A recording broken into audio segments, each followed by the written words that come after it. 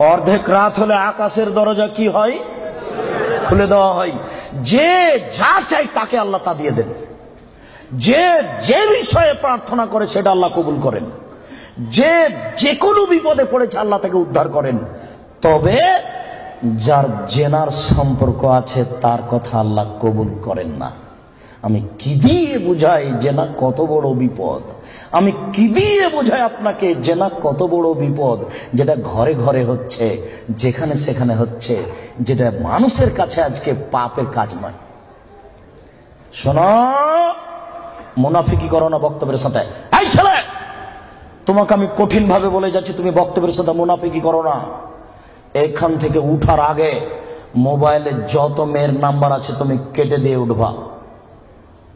জিন্দেগিতে কোনোদিন কোনো মেয়ের সাথে গল্প করো না। তোমার সাথে এ অংশে আমার জরুরি কথা আছে, তুমি একটু ধৈর্য ধারণ করো, একটু সামান্য একটু থামো। তোমার সাথে আমার আরো জরুরি কয়েকটি কথা আছে। মুহাম্মদ সাল্লাল্লাহু আলাইহি সাল্লাম বলেন, আমি রাতে ঘুমিয়েছিলাম, জিবরাইল আমার ডান হাত ধরলেন, মিকাইল আমার বাম হাত ধরলেন, ধরে আমাকে নিয়ে চলে যাচ্ছেন। যেতে যেতে দেখি অনেক মানুষ আসাদু সাইনতে খাফান, ফুলে ফেফে বিশাল বিশাল আকৃতি ধারণ করে আছে। 50 হাত 100 হাত উঁচু উঁচু হয়ে আছে। ওয়ান্তানাহু রিহান, দুর্গন্ধে টিকা যায় না, এত গন্ধ। কান্নাহুল মারাহিজ, মনে হচ্ছে যেন তারা গ্রামের টয়লেট, মনে হচ্ছে যেন তারা গণশৌচাগার, মনে হচ্ছে যেন তারা গ্রামের টয়লেট, মনে হচ্ছে যেন তারা গ্রামের শৌচাগার। যেই শৌচাগার টয়লেট পরিষ্কার করা হয় না, গণশৌচাগার, গন্ধে টিকা যায় না, বিশাল বিশাল রূপ ধারণ করে আছে। আমি বললাম, জিবরাইল মান হাওলাই, কি এরা কে? জিবরাইল, এরা কারা? ছি ছি ছি ছি, এরা কারা? এতক্ষণে গন্ধ, এতক্ষণে ফুলে আছে। তখন জিবরাইল বললেন, অহমদ জোনাতা জাওয়ানি, এরা হলো ব্যভিচার, ব্যভিচারনি। বলো যুবক, মোটা মোটা হ্যাঁ ফুলে আছে, খুব গন্ধ, এরা কারা? ব্যভিচার, ব্যভিচারনি। তুমি সাবধান থাকো, তুমি একটু অপেক্ষা করো। শুনুন, আল্লাহ নবী বলছেন যে আমার ডান হাত জিবরাইল ধরলেন, বাম হাত মিকাইল ধরলেন, ধরে নিয়ে চলে যাচ্ছেন। যেতে যেতে দেখি একটা গর্ত, চুলার মতো। কোন চুলা? যাতে তন্দুরি রুটি হয়। তন্দুরি রুটি চুলা দেখেছেন? ভিতরে রুটি দিয়ে সিদ্ধ হলে বের করে নেওয়া হয়, এরকম চুলা। তাতাওয়াক্কাত তাহাতাহু নার, তার ভিতরে দেখি ধাঁধা ধাঁধা ধাঁধা করে আগুন জ্বলছে।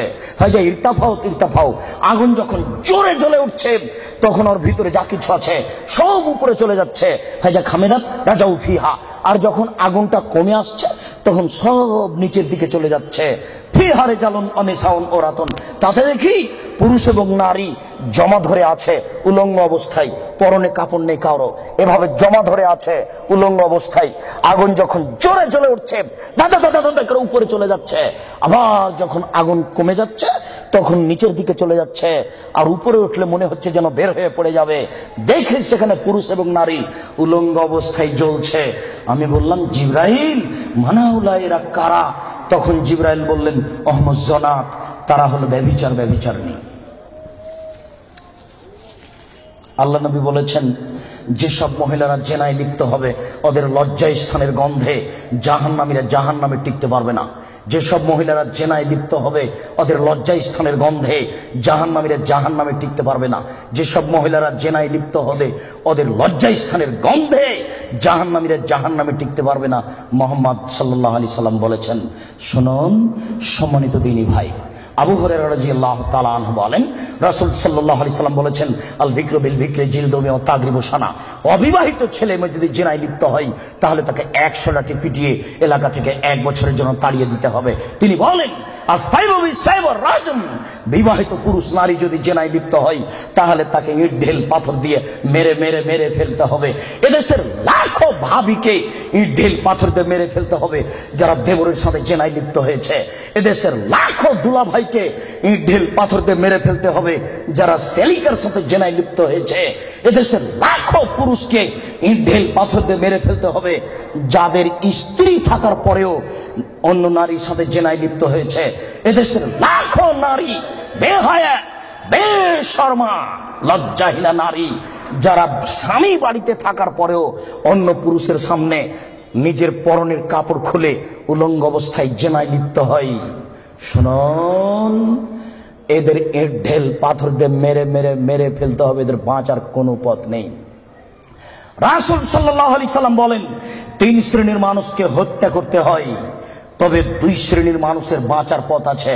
মনে রাখুন, 3 শ্রেণীর মুসলমানকে হত্যা করতে হয়, 2 শ্রেণীর মানুষের বাঁচার পথ আছে, 1 শ্রেণীর মানুষের বাঁচার পথ নেই। এক, কেউ যদি বলে আমি কোরআন মানি না, তাহলে তাকে হত্যা করতে হবে। কেউ যদি বলে গাভীর দুধ হারাম, তাহলে তাকে হত্যা করতে হবে।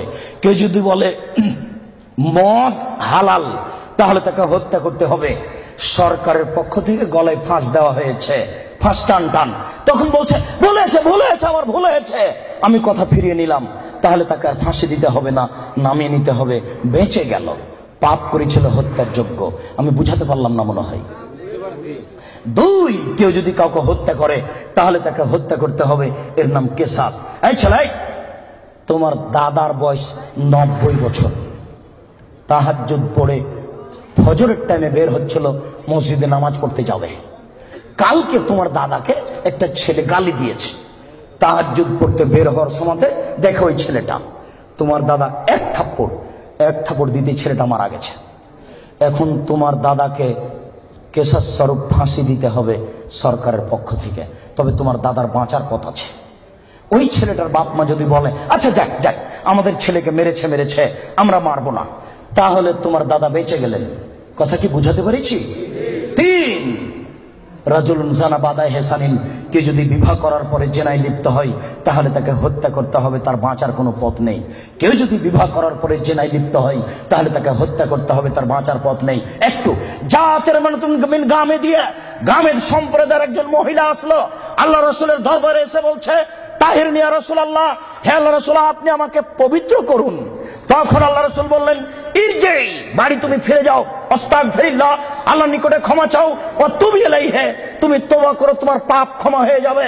তখন মহিলাটি বলছে, হ্যাঁ তুরাদ্দাদুনি কামা রাদ্দাদা মাইজ ইবনে মালিক, আপনি মাইজ ইবনে মালিকের বিচার না করে বারবার ফিরিয়ে দিয়েছিলেন, আপনি কি আমাকে সেইভাবে ফিরিয়ে দিতে চাচ্ছেন?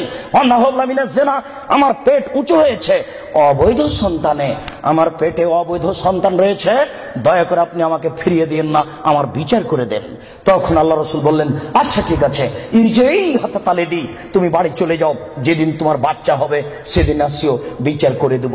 মহিলা বাড়ি চলে গেল।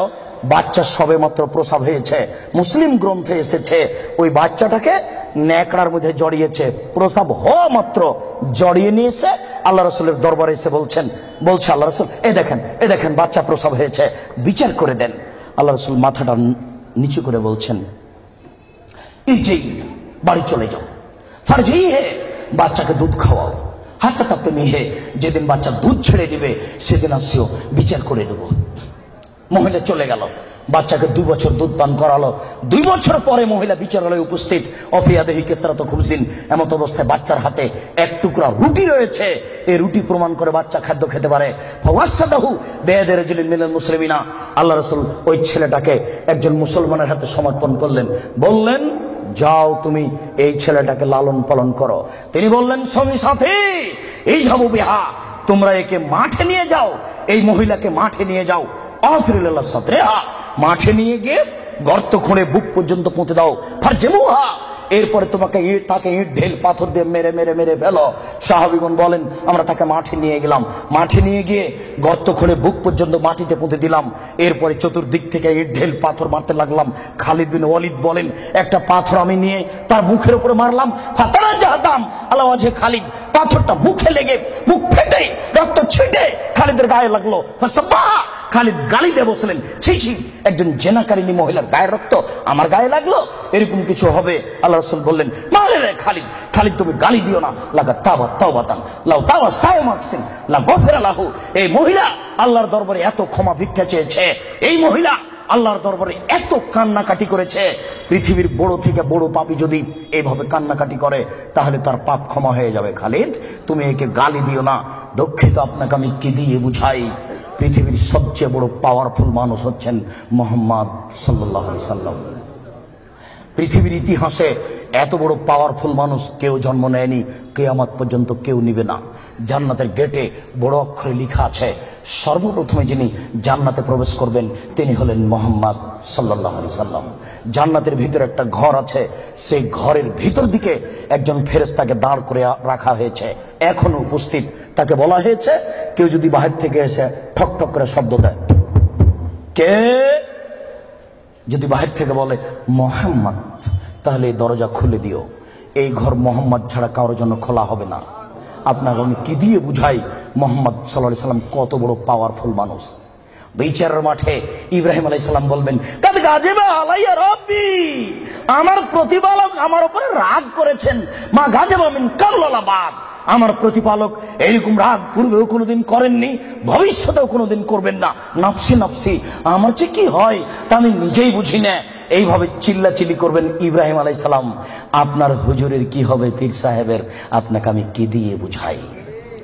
শুনুন, ওই সময়তে মোহাম্মদ সাল্লাল্লাহু আলাইহি সাল্লাম সিজদায় পড়বেন, তখন আল্লাহ বলবেন, এই ফারাসাক সালতুতা আসফাতু সাফা, মোহাম্মদ মাথা উঠান, বলেন, যা বলবেন তাই মেনে নিব, যেই কথা বলবেন আমি সে কথা গ্রহণ করব।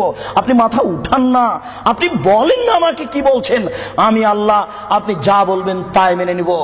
এত বড় পাওয়ারফুল মানুষ, একটু বলতে পারলেন না, যাও যাও তোমার বিচার হবে না, তোমার পাপ ক্ষমা হয়ে গেছে, যাও তোমার বিচার হবে না, এই কথা তিনি বলতে পারলেন না। এত বড় পাওয়ারফুল মানুষ, তিনি খালি বললেন, খালিদ তুমি একে গালি দিও না, এত তওবা করেছে, এরকম তওবা যদি বড় থেকে বড় পাপী করে তাহলে তার পাপকে ক্ষমা করা হবে খালিদ। তার মানে এর পাপ ক্ষমা হয়ে গেছে। তাই তো তিনি জানাজা করলেন, তাই তো তিনি কাফন দাফন করলেন, কিন্তু তিনি তাকে বলতে পারলেন না, যাও যাও তোমার বিচার হবে না, তোমার পাপ ক্ষমা হয়ে গেছে। পৃথিবীর সবচেয়ে বড় পাওয়ারফুল মানুষ এ কথা বলতে পারলেন না। তার মানে বিবাহ করার পরে জেনায় লিপ্ত হলে তার দুনিয়াতে বেঁচে থাকার কোনো সুযোগ নেই। আমি আপনাকে কি দিয়ে বুঝাই শরীয়ত কি জিনিস? বিবাহ করার পরে জেনায় লিপ্ত হলে তার বেঁচে থাকার কোনো সুযোগ নেই। আব্দুর রাজ্জাক সাহেব, কথা বুঝেছি, একটু দয়া করে কোনো পথঘাট বলেন। জি, পথঘাট আছে, চিন্তা করবেন না, নিরাশার কিছু নেই। শুনুন, নিরাশার কিছু নেই। এই পাপ কার সাথে জড়িত? আল্লাহর সাথে জড়িত। আল্লাহ নবী বলেছেন, কেউ যদি জেনে শুনে 1 টাকা সুদ খায়, 36 বার জেনা করে যত পাপ হবে, 1 টাকা সুদ খেলে তার চেয়ে বেশি পাপ হবে। তিনি বলেছেন, সুদের পাপের 70টি ভাগ রয়েছে। ছোট ভাগ হলো মার সাথে জেনা করলে যেমন পাপ হয়। সুদ যত বড়ই পাপ হোক না কেন, সুদের পাপ কার সাথে জড়িত? আল্লাহর সাথে জড়িত। জেনার পাপ কার সাথে জড়িত? আল্লাহর সাথে জড়িত। যুবক, তুমি নিরাশা হবে না, নিরাশার কিছু নেই।